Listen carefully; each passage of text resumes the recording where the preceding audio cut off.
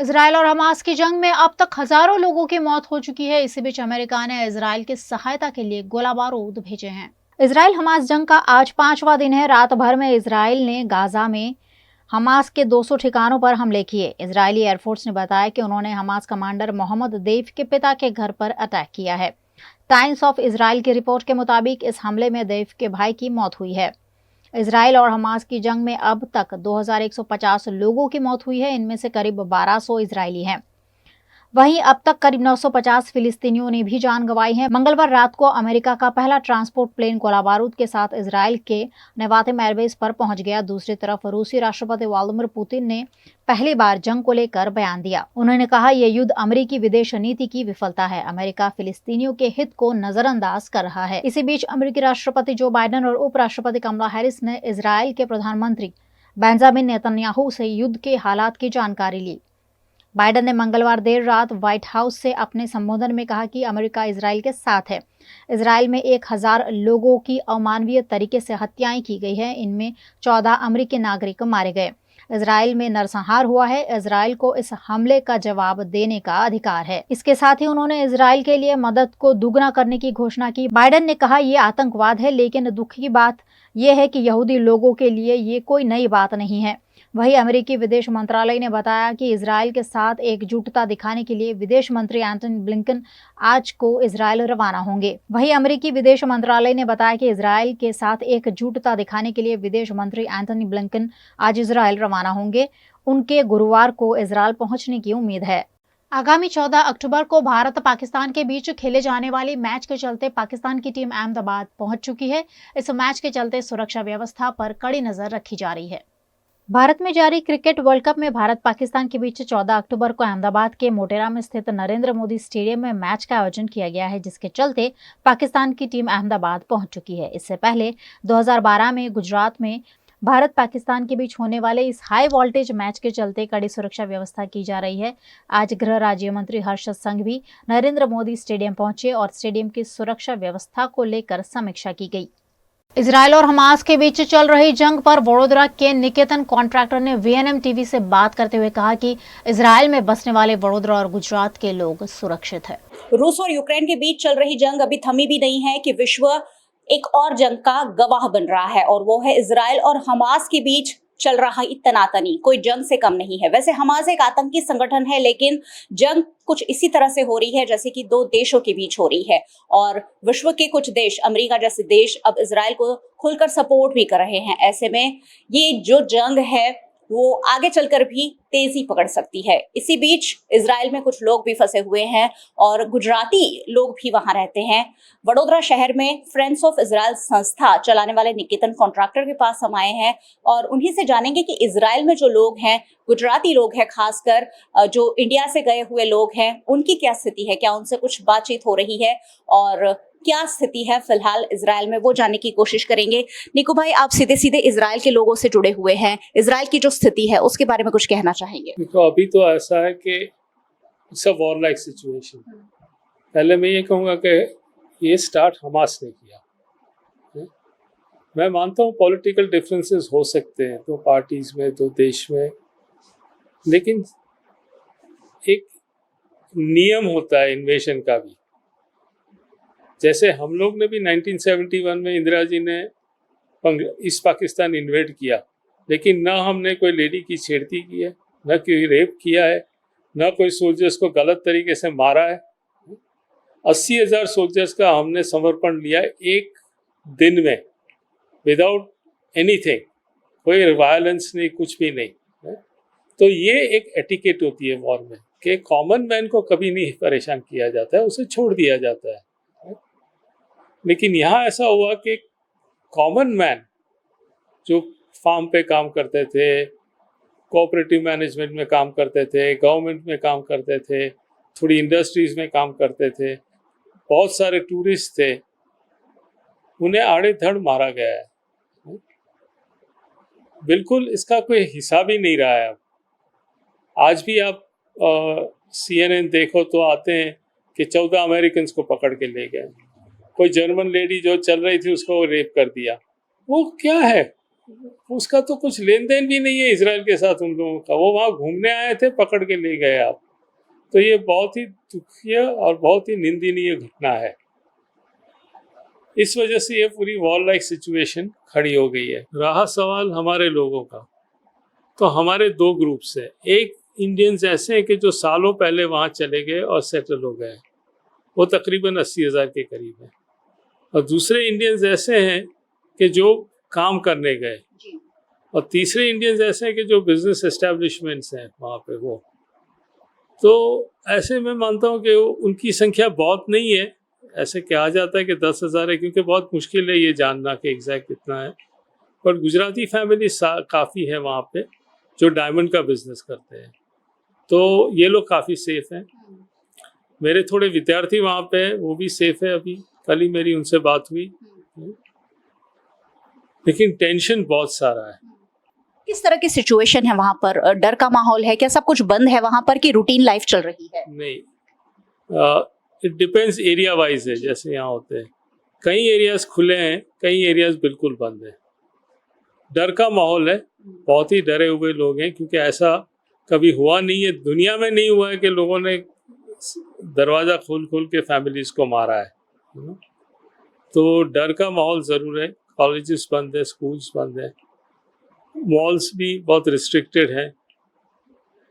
Government की warnings रहती है कि भाई जब आप सायरन सुनो तो बंकर में चले जाओ, जो हर घर के नीचे होता है, और जब फेज आउट सायरन सुनो तो बाहर आ जाओ।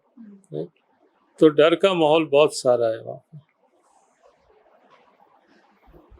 डर का माहौल बना हुआ है और ये जंग क्या रंग लाएगी वो तो आगे चलकर ही पता चलेगा। लेकिन हाल ही में इजराइल का डेलीगेशन गुजरात दौरे पर आया था और यहाँ तक कि वडोदरा में भी उन्होंने विजिट की थी और निजामपुरा में इजराइल का एक कल्चरल सेंटर बनाने तक की बात हुई है। सर, अभी अभी इजराइल का जो डेलीगेशन है वो यहाँ आया था और उस वक्त क्या इस तरीके की कोई हालात पैदा होने की बात सामने आई थी? नहीं, बिल्कुल नहीं आई थी। थोड़ा दिन पहले ये 4th और 5th वो यहाँ पे थे, और 6th को वो लोग गए मॉर्निंग में, और ये हुआ। उस टाइम पे हमारी कोई बातचीत नहीं हुई थी। We were all very positive, क्योंकि एक सेंटर बना रहे हैं ये, उसका हम लोगों ने पूजा भी की वहाँ पे जाके ज़मीन पे, और उसके पहले कॉरपोरेशन के साथ मीटिंग की, क्योंकि कॉरपोरेशन मेन बॉडी है जिसकी परमिशन चाहिए हम लोगों को। तो उनके साथ मीटिंग की, मेयर, कमिश्नर, सबके साथ मीटिंग हुई है, और बहुत ही पॉजिटिव। इसका तो हम लोगों को 0.00001% भी अंदेश नहीं था कि ऐसा होगा। इनफैक्ट मैं खुद भी शॉक हो गया था। मैं अराउंड 10 बजे थे, मुझे एक का कॉल आया कि बहुत बड़ा प्रॉब्लम हुआ इजराइल में। क्या हुआ? बोले नहीं कुछ अटैक है ये हो। तो पहले मुझे लगा कि पहले भी ऐसे थोड़े बहुत स्क्रिमिश होते हैं हर 2-3 महीने। फिर पता चला कि ये बहुत ही सीरियस अटैक है। फिर जो हमारे एक वन ऑफ द कोऑर्डिनेटर्स हैं इजराइल में, निक्सान, उनको मैंने फ़ोन किया। उसने कहा कि हमारे बाजू कम है लेकिन तनाव बहुत है, लेकिन ये साइड पे बहुत सारा है, गाज़ा की साइड पे। तो मैंने कहा कि ठीक है। फिर मैंने कांटेक्ट किया सब स्टूडेंट्स का वगैरह, और पता चला कि सिचुएशन वाकई में बहुत ख़राब हो गई है। कहा जा रहा है कि हमास जो आतंकी संगठन है उसे कहीं ना कहीं इजराइल द्वारा दबाया गया है, कुचला गया है, और वो जो सालों की उनकी जो दबिश थी वो इस तरह की बगावत के रूप में सामने आई है। इसमें कितनी सच्चाई है वो मैं जरूर निकू भाई से जानना चाहूंगी। सर, ये कहा जा रहा है कि हमास को कहीं ना कहीं इजराइल ने बहुत ज्यादा दबाया है, कुचला है, और इसी वजह से ये हमला हुआ है, ऐसा कुछ कह सकते हैं आप? क्या वजह क्या है इस हमले की? क्या चाहता है हमास? देखिए, हमास एक ऐसा संगठन है जो बॉम्बे को भी चाहता है कि हमारा है।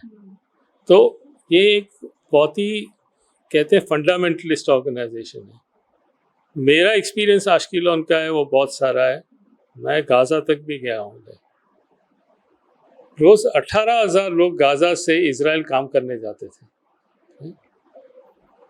एक बार मैंने एक टैक्सी ली थी जो टेल अवीव ले जा रही थी मुझे आश्किलोन से।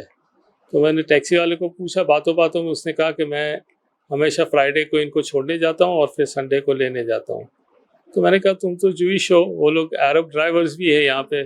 बोले ये मेरे 6 पैलेस्टीनियंस ऐसे हैं ये कहते जाएंगे भी तेरे साथ और तेरे साथ ही हम जाएंगे लेकिन जॉब करने भी।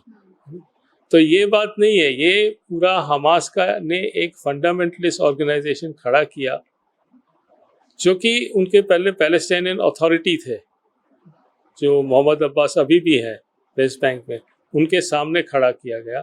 उन्होंने पावर भी बाय फोर्स लिया है उनसे, और उनको सबसे ज़्यादा बैकिंग ईरान का है, क्योंकि ईरान में बहुत ही फंडामेंटलिस्ट लोग, अभी देखो उनकी नरगिस को नोबेल पीस प्राइज मिला, तो कितने सालों से वो जेल में है।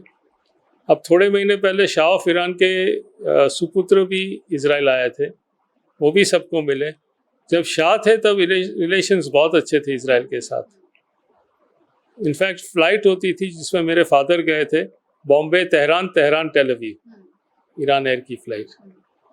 वहाँ से जब से शाह गए तब से बस ये एक शुरू हुआ है कि बस बदला लो बदला लो बदला लो। ये बदले की लड़ाई है, ये कोई प्रिंसिपल्स की लड़ाई नहीं है, ये कोई आइडियोलॉजी की लड़ाई नहीं है।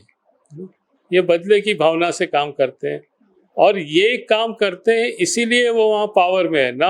इतने सालों से गाजा उनको मिला हुआ है, ना उन्होंने स्कूल बनाए, ना कॉलेज बनाए, ना पानी का ठिकाना, ना लाइट का ठिकाना। आज भी लाइट इजराइल से जाती है गाजा में, एसेंशियल सर्विस है तो वो काटते नहीं है।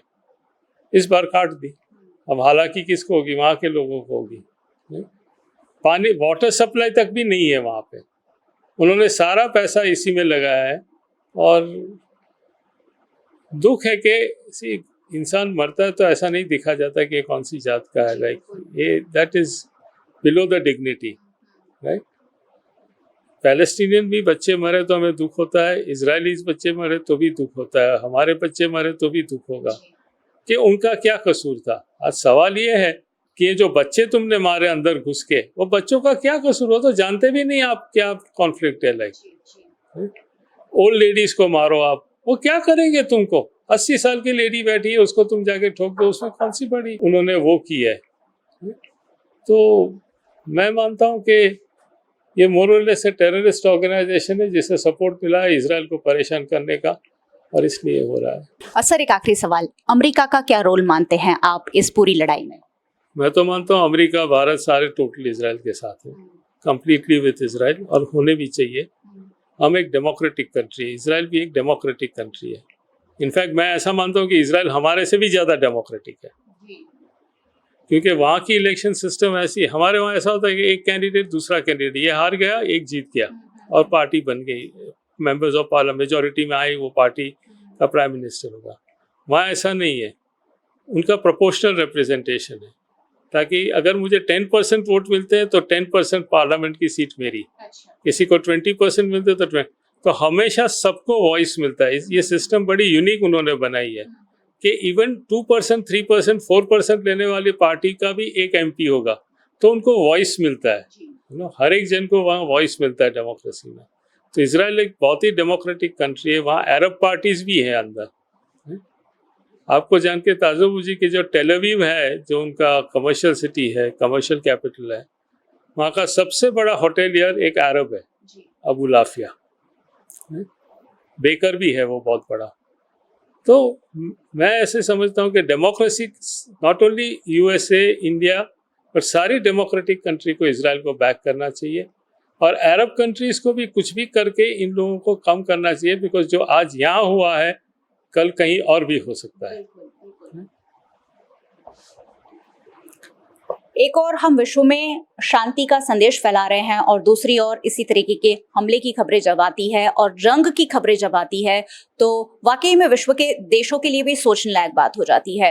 भारत के प्रधानमंत्री को कल ही इजराइल के प्रधानमंत्री नेतन्याहू ने फोन भी किया है, वहां के हालातों से उन्हें अवगत भी कराया है। हाल ही में प्रधानमंत्री इजराइल दौरे पर भी गए थे, यानी इजराइल के साथ हमारे संबंध है काफी मजबूत वैसे भी है। अमेरिका भी सपोर्ट कर रहा है, भारत भी सपोर्ट कर रहा है, बहुत सारे देश खुलकर सपोर्ट में आए हैं, क्योंकि जंग आखिरकार कोई नहीं चाहता, क्योंकि जंग में नुकसान देशों का होता है, उससे ज्यादा नुकसान होता है आम नागरिकों का, और वो कतई बर्दाश्त के बाहर है। निकू भाई भी यही कह रहे हैं कि ये गलत हो रहा है और इसे कहीं ना कहीं विश्व के अन्य देशों को भी इंटरफियर कर रोकना चाहिए। हाल ही में जारी वर्ल्ड कप 2023 में भारत पाकिस्तान के बीच होने वाले मैच की नकली टिकट बेचने वाले लोगों को गिरफ्तार किया गया है। एक और भारत पाकिस्तान की मैच की टिकट नहीं मिल रही है, वहीं दूसरी ओर टिकटों की कालाबाजारी करने वाले मैदान में आ गए हैं। अहमदाबाद में ऐसे ही 4 लोगों को पकड़ने में अहमदाबाद क्राइम ब्रांच को सफलता मिली है, जो टिकटों की कालाबाजारी कर रहे थे। आरोपियों के पास से नकली टिकट समेत का सामान बरामद हुआ है। इन आरोपियों ने अपने शौक पूरे करने के लिए नकली टिकट बनाकर 2000 से 20,000 में बेच दी है, जिस पर कानूनी कार्यवाही की जा रही है। और 4 आरोपी जो है उसमें से जो मेन जयमीन प्रजापति है, जो मुख्य सूत्रधार है, उसने धूमिल, कुश मीना और राजवीर ठाकुर इनके साथ मिलकर एक डुप्लीकेट टिकट प्रिंट करवाई थी और उस 150 टिकट हमने पकड़ ली और जो 50 टिकट जो है उसने एक जो ग्राहक था उनको दे दिया था, वो भी क्राइम ब्रांच द्वारा कब्जे कर ली गई है और टोटल 200 टिकट जो है वो कब्जे की गई है और 50 टिकट जो बेची थी उसमें 3 लाख रुपए के आसपास जो है वो भी कब्जे कर लिए गए। एक्चुअली जो ओरिजिनल टिकट्स है उसमें 4 सिक्योरिटी फीचर्स है जो बीसीसीआई द्वारा भी डिक्लेयर किए गए हुए हैं, सोशल मीडिया द्वारा भी बताए गए हुए हैं। जो ऊपर वाला हिस्सा है एक्चुअली पूरा पेपर जो है वो कलर्ड है, आप थोड़ा सा उसको फाड़ोगे तो आपको पता चल जाएगा कलर्ड पेपर्स है। दूसरा बारकोड, हर एक टिकट्स के लिए पर्सनलाइज्ड बारकोड है जो हर एक टिकट्स के साथ वेरी हो रहा है, अलग अलग है। तीसरा कि मैग्नीफाइंग ग्लास से आप जब देखोगे तब अलग से आपको दिखाई देगा कुछ छोटे छोटे वर्ड्स लिखे हुए हैं, लेकिन वो मैग्नीफाइंग ग्लास के द्वारा ही दिखाई जाते हैं। और जब ओरिजिनल टिकट्स की कोई जेरोक्स निकालेगा तो उसमें वॉइड करके प्रिंट होके आ जाएगा, मतलब किसी के इसमें वॉइड ऐसा प्रिंट होके आ गया, वो भी डुप्लीकेट टिकट है। और watermark, multi coloured paper, barcode और मल्टी लेंस का जो लिखान है वो इसमें टिकट में है। ये चारों चीजें जिसमें मैच हो रही है वही ओरिजिनल टिकट है, बाकी इसके सिवाय वाले जो भी है वो डुप्लीकेट टिकट है। दिल्ली के मुख्यमंत्री अरविंद केजरीवाल ने प्रधानमंत्री नरेंद्र मोदी पर आम आदमी पार्टी को खत्म करने के आरोप लगाते हुए कहा कि हमारे विधायकों और नेताओं के खिलाफ झूठे केस दर्ज किए जा रहे हैं। प्रधानमंत्री मोदी जी की पूरी कोशिश है, पूरी कोशिश है कि किसी भी तरह से आम आदमी पार्टी को कुचल दिया जाए, खत्म कर दिया जाए। जैसे हमारी सरकार बनी 2015 में, 2016 में इन्होंने शुंगलू कमेटी बिठाई। शुंगलू कमेटी ने हमारी दिल्ली सरकार के तब तक जितने काम किए थे 400 फाइल मंगाई, 400 साढ़े 400 फाइलें मंगाई। सारी फाइलें बड़े बड़े अफसरों ने बैठ के जांच करी और एक पैसे का, नए पैसे का भी घोटाला नहीं निकला। उसके बाद मोदी जी ने हमारे एमएलएज के ऊपर झूठे केस करने चालू कर दिए। हमारे आम आदमी पार्टी के एमएलएज पे अभी तक 170 से ज़्यादा केस कर चुके हैं, 170 से ज़्यादा, और उनमें 140 से ज़्यादा केसेस में जजमेंट आ चुके हैं, जिसमें सारे जजमेंट मोदी जी के खिलाफ हैं। सारे जजमेंट हमारे पक्ष में आए हैं कि झूठा केस किया गया हमारे एमएलए के खिलाफ, झूठी एफआईआर की गई, झूठी गिरफ्तारी की गई, गलत गिरफ्तारी की गई। उसके बाद इन्होंने पिछले 2 साल से हमारे मंत्रियों को और सीनियर नेताओं को अब गिरफ्तार करना चालू किया। इन्होंने सत्येंद्र जैन को गिरफ्तार किया, इन्होंने मनीष सिसोदिया को गिरफ्तार किया, इन्होंने संजय सिंह को गिरफ्तार किया, इन्होंने कल अमानतुल्लाह खान के यहाँ ईडी की रेड की। कल जो अमानतुल्लाह खान के यहाँ रेड हुई वो भी एक तरह से, जिस तरह से आम आदमी पार्टी को ख़त्म करने के लिए मोदी जी की पूरी मुहिम है, उसी का एक हिस्सा है। मैं नरेंद्र मोदी जी को चैलेंज करता हूँ, आप इतनी इंक्वायरी हमारी, बोले बस घोटाला कर दिया केजरीवाल ने, सड़कों का घोटाला कर दिया, बिजली का घोटाला कर दिया, पानी का घोटाला, इतने घोटाले, इतनी जांच करा ली। एक नए पैसे का मैं चैलेंज करता हूँ, एक नए पैसे का अगर आपको कहीं कुछ मिला हो, अगर मिला हो तो आपको लगता है मेरे को छोड़ देते मोदी जी, कहीं कुछ नहीं मिला उनको। 2 दिन पहले जिन नेताओं को चिल्ला कर मोदी जी ने कहा कि इन्होंने 70,000 करोड़ का घोटाला कर दिया, उन सारे भ्रष्टाचारियों को जो मोदी जी की नज़र में भ्रष्टाचारी थे, उनको उन्होंने अपनी पार्टी में शामिल कर लिया। उन पे जितने केस कर रहे थे वो सारे केस खत्म कर दिए। तो भ्रष्टाचार, गुजरात के अंदर मोरबी ब्रिज गिर गया, मोरबी ब्रिज, कितने लोगों की मौत हो गई, कोई ईडी की रेड नहीं हुई, कोई सीबीआई की रेड नहीं हुई। बहुत ज़्यादा अहंकार हो गया मोदी जी को। आप टीवी पे देखते हैं जिस तरह से वो चलते हैं, उनकी चाल में अहंकार नजर आता है, उनकी जुबान में अहंकार नजर आता है, उनकी बातचीत करने में अहंकार नजर आता है। जिस तरह से वो अब किसी इंसान को इंसान नहीं समझते। और अगर किसी देश के राजा को इतना ज्यादा अहंकार हो जाए तो फिर उस देश की तरक्की कैसे हो सकती है। कल ईडी ने कोर्ट में बोला हमारे पास सबूत तो है, हम दिखाएंगे नहीं। तो अगर कोर्ट को ही सबूत नहीं दिखाओगे तो किसको दिखाओगे? अपने घर में रखोगे क्या सबूत?